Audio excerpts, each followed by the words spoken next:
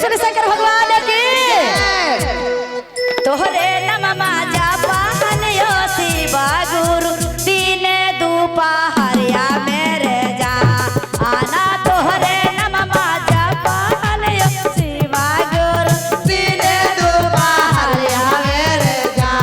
आना तोहरे नममा जापान यो शिवा गुरु दिन दोपहरिया मेरे जा ना हमारो के ले जाला हमारो के ले चलिहा गुरु जी कारी के पास हवा पर सवार हमारो के ले चलिहा गुरु जी कारी के पास हवा पर रह जा ना तोहरे नममा जापान यो शिवा गुरु दिन दोपहरिया मेरे जा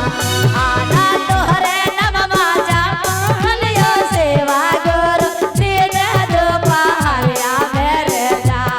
आना हमारो के ले जाला हमारो के ले जाला गुरु जी अरे कारी के पास हवा पर सवार हमारो के ले चलिहा गुरु जी कारी के पास हवा पर रह जा क्या बात है ताली बजा दी मीठा मीठा ताली बजाइए भैया पीछे वाले भैया क्या बात है जय हो झूम के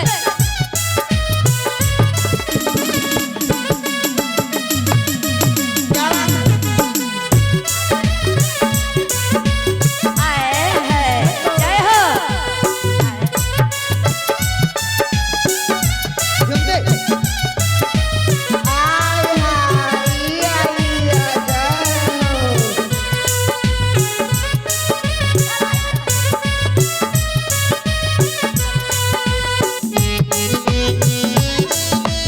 जय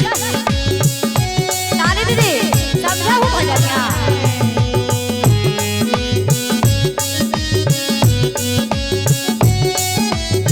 क्या बात है और कहती हो कि बाबा अब हम न रहमी लोग में तनी ले चली दीदी आय हाय हाय हाय दीदी कहाँ हो क्या बात है तो कहो दिया दीदी ताली बजा के कौन भाव में भैया इधर से भैया पीछे वाले बाबू अरे तू लोग बजाओ न हो खाली सुने है वही वाला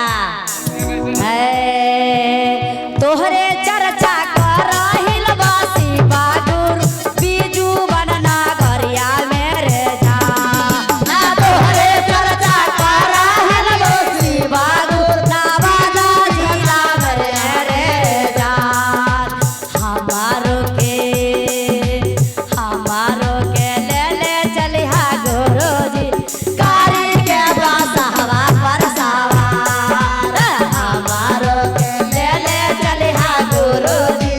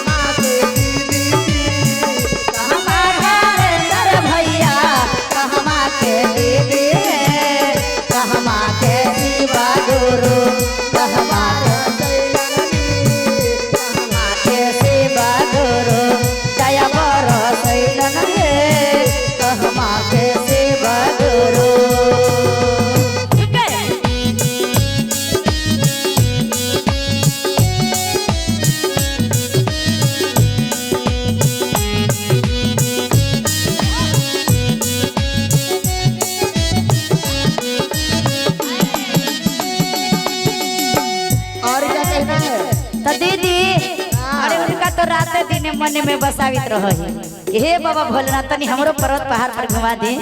कैसे तोहरे नममा जपहलियो